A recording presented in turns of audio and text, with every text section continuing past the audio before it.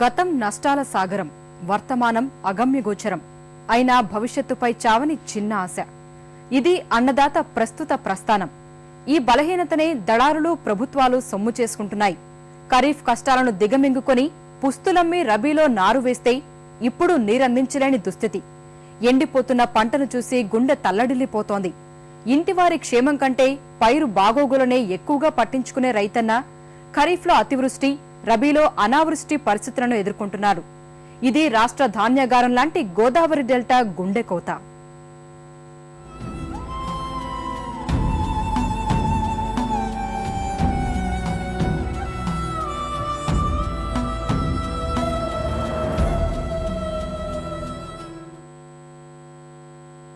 తల్లికి బిడ్డకు ఉన్న బంధం చేను రైతు సంబంధం. ఒకరిని విడిచి ఒకరు ఉండలేరు. తాను అమ్ముడు పోవడానికైనా సిద్ధపడతాడు. రైతు పంట వేయకుండా మాత్రం మానడు. గుప్పెడు ధాన్యం పండించడానికి ఇంటిల్లిపాది పస్తులుంచేందుకు సైతం వెనకాడడు అన్నదాత.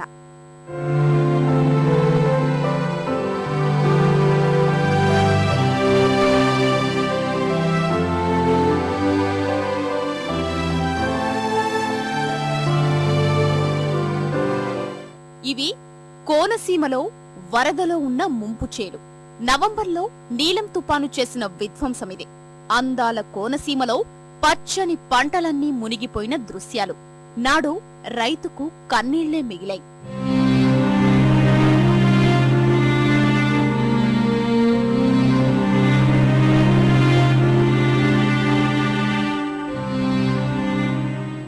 నేడు అక్కడ పరిస్థితి నీరందక పొలాలు బీళ్లు పడుతున్న పరిస్థితి.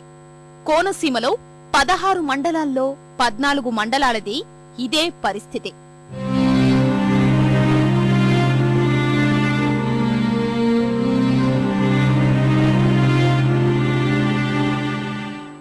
అయితే ప్రకృతి, పాలకులు పగబట్టినట్లు రైతును నష్టాల ఊబిలోకి నెట్టేస్తున్నారు.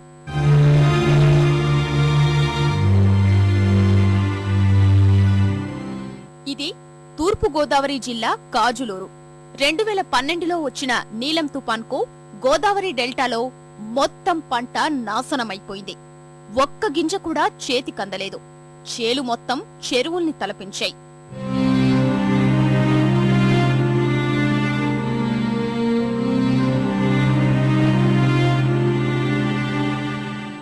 అప్పుడు ఇన్పుట్ రాయితీ, పరిహారమూ ఇస్తామన్నారు. అదే అందలేదు. ఇది కాజులూరులో నాటి పరిస్థితి. అదే ప్రాంతంలో ఇప్పుడు రైతులు ఎలాంటి పరిస్థితిని ఎదుర్కొంటున్నారో చూద్దాం.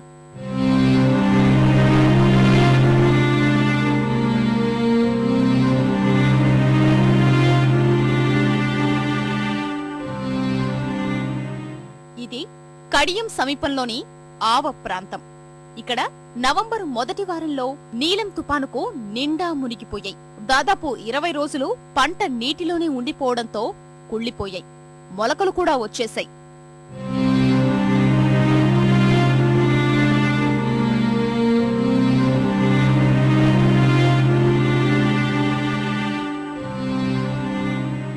ఇప్పుడు అక్కడ రైతు ఎలాగున్నాడో, అక్కడి చేలు ఎలాగున్నాయో చూద్దాం రండి.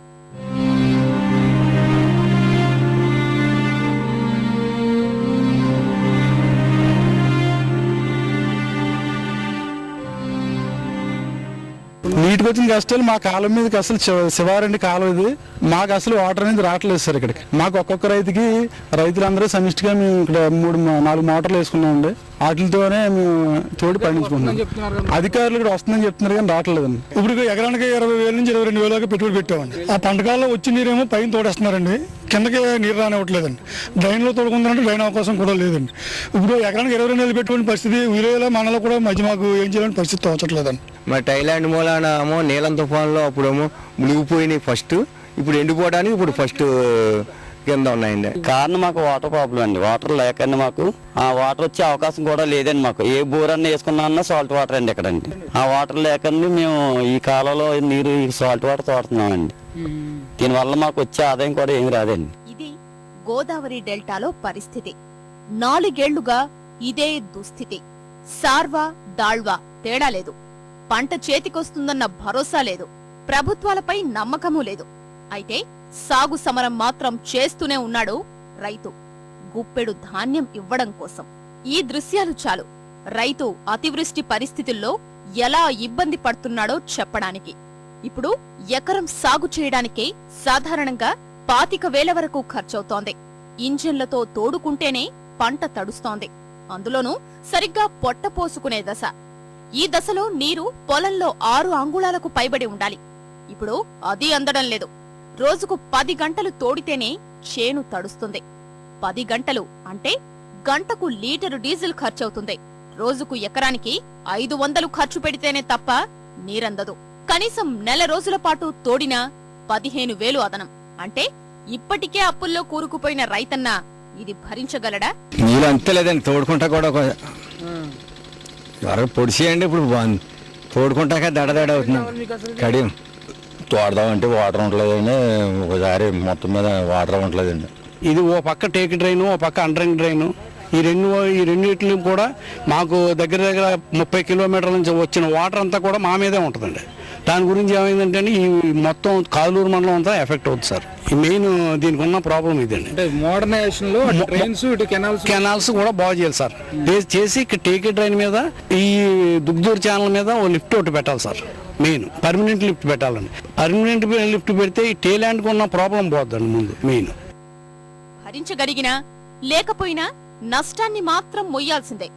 పంట పోయినప్పుడల్లా కేవలం అరకొర చెల్లింపులతో సరిపెడుతున్నారు. అదే సకాలంలో చెల్లించరు. పైగా కౌలు రైతుల పరిస్థితి గాల్లో దీపమే. ఉభయ గోదావరి జిల్లాల్లో ప్రస్తుతం దాదాపు 10 లక్షల ఎకరాలు సాగు చేస్తున్నారు. 2 జిల్లాల్లో 2 పంటలకు కలిపి సుమారు 50 లక్షల మెట్రిక్ టన్నుల ధాన్యం ఉత్పత్తి చేస్తున్నారు.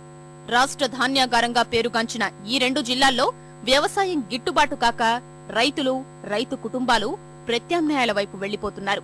ఫలితంగానే అన్నదాతగా పేరుగాంచిన రైతు ముందు ముందు అన్నమో రామచంద్ర అనే పరిస్థితి వస్తుందనే ఆందోళన వారిలో వ్యక్తమవుతోంది. గత 4 ఏళ్లుగా ఇదే పరిస్థితి. 2009లో రబీలో నీటి కష్టాలు, 2010 ఖరీఫ్లో అకాల వర్షాలు, 2011 రబీలో పంట పండినప్పటికీ గిట్టుబాటు ధర లేక ఆందోళన, 2012 రబీలో నీటి కష్టాలు. ఇలా కష్టాల సాగరాన్ని ఈదుతూనే ఉన్నాడు కర్షకుడు. ఇందులో 90% మంది కౌలుకు చేస్తున్నవారే. 1,61,000 కోట్ల బడ్జెట్ ప్రసంగంలో కనీసం ప్రాతినిధ్యమూ దక్కని అభాగ్యులు వారే. ఒకప్పుడు 20 లక్షల మంది ఉండే రైతులు 4 లక్షల మందికి తగ్గిపోయారు. ఒక్క తూర్పు గోదావరి జిల్లాలోని 157 కోట్ల నీలం తుపాను నష్టపరిహారం ఇంకా రైతు చేతికే అందలేదు. ఒకనాడు 100 ఎకరాలున్న ఆసామి నేడు కూలీకి వెళుతున్న వైనం. చివరికి కొడుక్కి సంబంధమూ దొరకదు. కనీసం అటెండరు ఉద్యోగమైనా నయమనుకునే దుస్థితి. వేల క్యూసెక్కుల నీరు సముద్రంలోకి వెళ్లిపోతున్నప్పటికీ కళ్లప్పగించి చూడ్డం తప్ప చేసేదేమీ లేదు. వట్టిపోతున్న ఎత్తిపోతల పథకాల్ని మరమ్మతులు చేయించే దిక్కులేదు. ఏటా సముద్రంలోకి జూలై, ఆగస్టు, సెప్టెంబర్ మాసాల్లో 3,000 టీఎంసీలకు పైగా నీరు సముద్రంలోకి వృధాగా వెళ్లిపోతోంది. మళ్లీ రబీ వచ్చేనాటికి నీటి కష్టాలు ప్రారంభమవుతున్నాయి.